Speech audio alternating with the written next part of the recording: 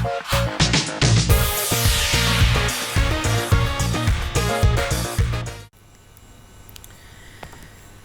ទសួស្តីបងប្អូនទាំងអស់គ្នាជាពិសេសបងប្អូនដែលរៀនថ្នាក់ទី6បាទវិលជួបលោកគ្រូសាជាថ្មីមកកាន់ការរៀនគណិតវិទ្យាថ្នាក់ទី6អញ្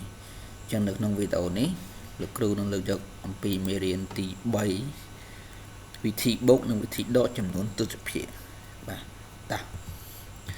អញ្ចឹងយើងនឹងរៀនចំណុចទី2ការបូកចំនួនទស្សភាគនិងចំនួនទស្សភាគអញ្ចឹងយើងមានឧទាហរណ៍ចំនួន2បាទគេឲ្យយើងធ្វើឧទាហរណ៍ទី1 3.356 បូកឲ្យ 40.513 តែចម្លើយស្មើប៉ុន្មានឧទាហរណ៍ទី2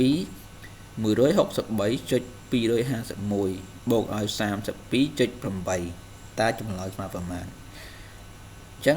ការបូកចំនួនទស្សភាគនិងទស្សភាគគឺយើងអនុវត្តដូចទៅនឹងការបូកចំនួនគុតដែរបាទចំនួនគុតដែរចំនួនគុតយើងធ្វើយ៉ាងម៉េចចំនួនទស្សភាគក៏យើងធ្វើបែបហ្នឹងដែរបាទតា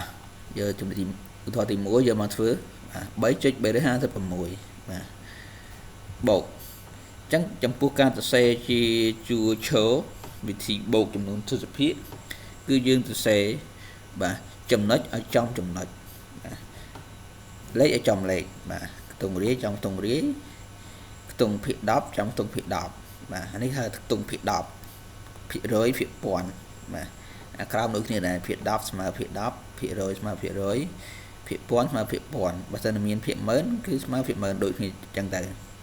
ចំណែកកន្លែងនេះគេហៅថាខ្ទង់រាយអញ្ចឹងខ្ទង់រាយស្មើខ្ទង់រាយបាទឥឡូវនេះអត់មានខ្ទង់10ទេអាក្រោមមានបាទអញ្ចឹងដាក់មកអញ្ចឹងមកបន្តទៀតយើងបូកធម្មតាបាទ6បូក3 9 5បូក1 6 3បូក5 8បាទចុចបាទដាក់ចុចដែរមក3បូក0 3 4ទម្លាក់អញ្ចឹងយើងបូកមកឃើញ 43.869 បាទជាចម្លើយយើងដាក់កន្លែងនេះបាទអញ្ចឹងនៅឧទាហរណ៍ទី1យើងធ្វើបែបហ្នឹងតោះឥឡូវយើងទៅធ្វើឧទាហរណ៍ទី2បន្តទៀតបាទនេះមកយើងទៅចុចស្មើចុចបាទមកគ្នាបន្តទៀតយើងត្រូវថែម0ឲ្យស្មើគ្នាព្រោះលើនេះមាន3ខ្ទង់អាក្រោមមាន1ខ្ទង់អញ្ចឹងត្រូវថែម0ឲ្យស្មើគ្នាទៅតាមចំនួនខាងលើបន្តទៀតយើងគូសបន្ទាត់បូក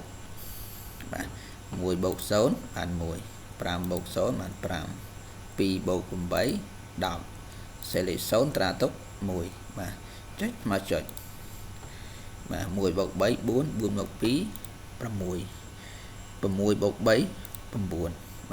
1ទម្លាក់អញ្ចឹងយើងបូកមកឃើញ 196.051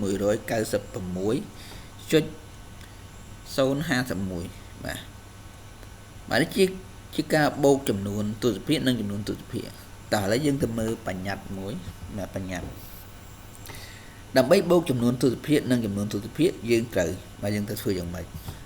ទី1សរសេរចំនួនដែលជាតួបូកឲ្យត្រូវតាមខ្ទង់ហើយចំណុចទស្សភាគឲ្យត្រង់ពីលើចុះក្រោមបាទយើងសរសេរចំនួនឲ្យត្រូវតាមខ្ទង់មកបាទហើយចំណុចទស្សភាគឲ្យត្រង់ពីលើចុះក្រោមបាទនេះចំណុចទស្សភាគត្រង់ពីលើចុះក្រោមបាទលេខឲ្យត្រូវតាមខ្ទង់ទី2ថែម0នៅខ្ទង់ទំនេរដើម្បីបានចំនួនខ្ទង់ស្មើគ្នាបាទដូចឧទាហរណ៍ទី2អញ្ចឹងចំពោះតួបូកទី2វាមានតែមួយខ្ទង់ឯងចំណែកឯតួបូកទី1មាន3ខ្ទង់អញ្ចឹងយើងថែម02បាទថែម02ឲ្យវាស្មើគ្នា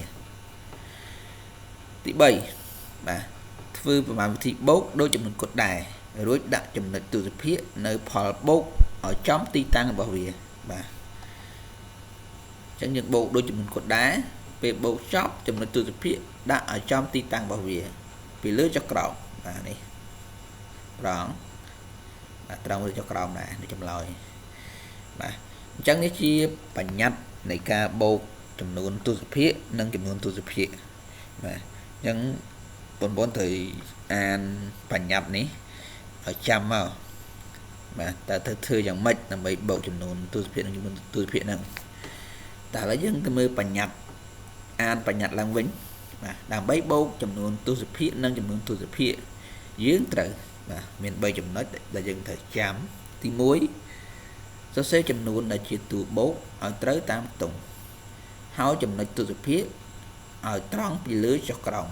បាទទី2ថែម0នៅខ្ទង់ទំនេរដើម្បីបានចំនួនខ្ទង់ស្មើគ្នាទី3ធ្វើប្រមាណវិធីបូកដូចចំនួនគត់ដែររួចដាក់ចំណុចទស្សភាគនៅផលបូកឲ្យចំទីតាំងរបស់វាបាទនេះជាបញ្ញត្តិនៃការបូកចំនួនទស្សភាគនិងចំនួនទស្សភាគមាន3ចំណុចហ្នឹងបាទយើងអានឲ្យចាំមកដើម្បីធ្វើលំហាត់បានបាទតែឥឡូវយើងទៅអនុវត្តលំហាត់ចំនួន5បាទចូលកណនីផលបូកបាទចំណុចកបាទខកខងបាទប៉ុណ្ណឹងតោះឥឡូវយើងចំណុចកមុនគេ31.255បាទ31.255បូកបាទចាំឃើញថាខាងក្រោយចុចស្មើគ្នាអានេះ3អានេះ3ដូចគ្នាអញ្ចឹងយើងទូបូកឲ្យត្រូវគ្នាបាទចំណុចឲ្យស្មើចំណុចបាទបូកមក5បូក5 10សេរី0ត្រាទុក1 1បូក5 6 6បូក1 7 2បូក8 10សេរី0ត្រាទុក1បាទចុចដាក់ចុចដែរមក1បូក1 2 2បូក5 7បាទ3ទម្លាក់បាទអញ្ចឹងយើងបូកមកឃើញ 37.070 បាទយកមកបំពេញខាងលើនេះតទៀតខបាទខដូចគ្នាដែរចំនួនខ្ទង់ស្មើគ្នាយើងអត់ចាំបាច់ថែម0ទេគឺបន្ទាត់បូកធម្មតា5បូក9 14សេរី4ត្រាទុក1បាទ1បូក4 5 5បូក6 11សេរី1ត្រាទុក1 1បូក3 4បាទចុចដាក់ចុចដែរមក5បូក0 5 3បូក5 8 6ទម្លាក់បាទអញ្ចឹងយើងបូកមកឃើញ 685.414 បាទយកមកពេញមក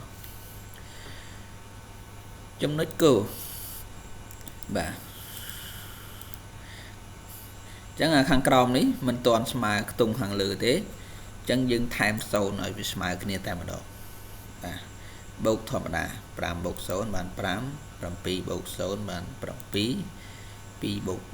5បាទចំណុចដាក់ជាមួយដែរមក2បូក0បាន2 8បូក5 13សេលេខ3ត្រាទុក1 1បូក1 2អញ្ចឹងយើងបូកមកឃើញ 232.575 បាទយកមកដាក់ចំណុចខបាទអញ្ចឹងខាងលើនេះមានតែមួយខ្ទង់ទេអត់ស្មើខាងក្រោមទេអញ្ចឹងយើងថែម0ដែរមកបាទថែម0បូកធម្មតាបាទ0បូក7បាន7 5បូក6 11សេរី1ត្រាទុក1បាទចុចដាក់ចុចដែរមក1បូក2 3 8បូក9 17សេរី7ត្រាទុក1 1បូក4 5បាទអញ្ចឹងឃើញ 573.17 ដាក់ចម្លើយដែរមកចំណុចងគឺខុសប្លែកពីចំណុចកខកខដោយថាចំណុចងមាន3តួបាទនេះមួយតួ2តួ3តួបាទថាយើងសរសេរធម្មតាបាទសរសេរមកទាំង3តួ 2.31 5.815 9.2 បាទអញ្ចឹងលើនេះខ្វះ0ថែម01អាក្រោមនេះខ្វះ2តុងថែម02ឬយើងបូកធម្មតាបាទអានេះស្មើ5មក2 3បូក8 11 11បូក2 13សេលេខ3ត្រាទុក1បាទចុចដាក់ចុចដែរមក1បូក2 3 3បូក5 8 8បូក9បាទ17បាទអញ្ចឹងយើងឃើញ 17.325 បាទជាចម្លើយអញ្ចឹងទៅនឹងការបូកគឺមានប៉ុណ្ណឹងបាទវិធីបូកយ៉ាងម៉េចបាទយើងធ្វើបែបហ្នឹងមកអញ្ចឹងលោកគ្រូមានលំហាត់ចំនួន1ឲ្យយើងអនុវត្តបាទដោយចំណុចច38.2បូកឲ្យ 191.413 បូក 25.25 ចឹងនេះគឺមាន3តួដូចចំណុចងដែរ